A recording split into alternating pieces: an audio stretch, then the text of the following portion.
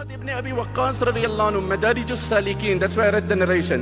He was amongst those people whose du'as were accepted. In one kitab, Ibn Rajab Hanbali's fi sharhi 50 hadith, and I read this quotation there, when Nabi alayhi salatu wasalam said to him, Atib mat'amak takun mustajab ad-da'wa. Be sure to eat that is what is pure and halal, completely halal. Eat that and your du'as will be accepted. Allah Ta'ala tested him, he lost his eyesight. He came to Makkah. People said, hey, Sa'd ibn Abi Waqqas is here, the man whose du'as are accepted. Ja'ahu an-nasu yuhra'una ilayh. People were coming in droves, multitudes, scores. Yad'u lihada wa yad'u lihada. He makes dua for this man, instantly Allah gives him barakat. Makes dua for this man, Allah instantly cures him. Whatever the problem is. Abdullah ibn Sa'ib radiyallahu anhu said, I looked at this man, I said, this is a bit peculiar. MashaAllah, he prays, he supplicates, he implores, instantly Allah answers. The man himself is afflicted, visually impaired. Why won't he spare a prayer for himself and resolve his own issues first? So I came to him. He was blind, obviously. فَتَعَرَّفْتُ عَلَيْهِ. I introduced myself to him. He recognized my voice. He said, أَنْتَ قَارِئُ أَهْلِ مَكَّةِ. Aren't you the prominent reciter of Makkah? I said, yes, indeed.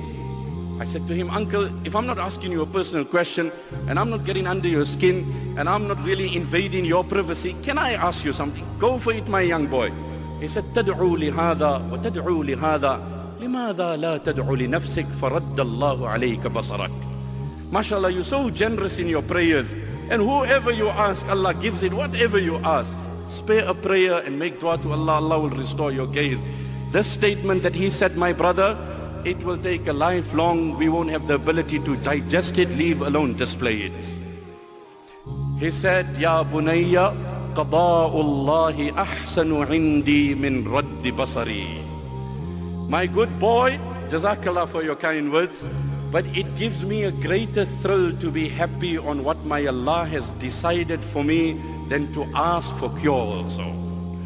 If this is what my Allah wants for me, and this is what He's put in my lap, and He knows what is good for me, then satisfaction on His decree excites me more, thrills me more, fascinates me more. I'm having an ecstasy in this year.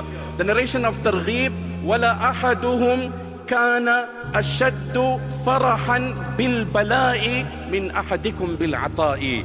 Nabi alayhi salam said the buyers got more excited, more thrilled. They were more gripped by happiness and jubilation, and they were exhilarating over adversities than you can possibly rejoice over prosperity. Allah has put immense ability and talent in people. People are mines of talent, but when the talent is directed in a good way, people are like mines of gold and silver. There's so much goodness stacked in them, but they need to be harnessed. It's easy to build buildings, it's easy to build roads and other things, but to make a man into a proper man,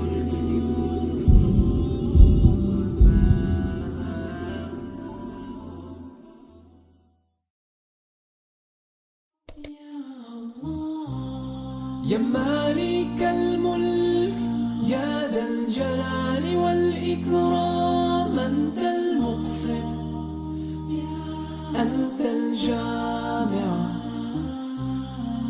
أنت الغني أنت الغني أنت المغني أنت المانع أنت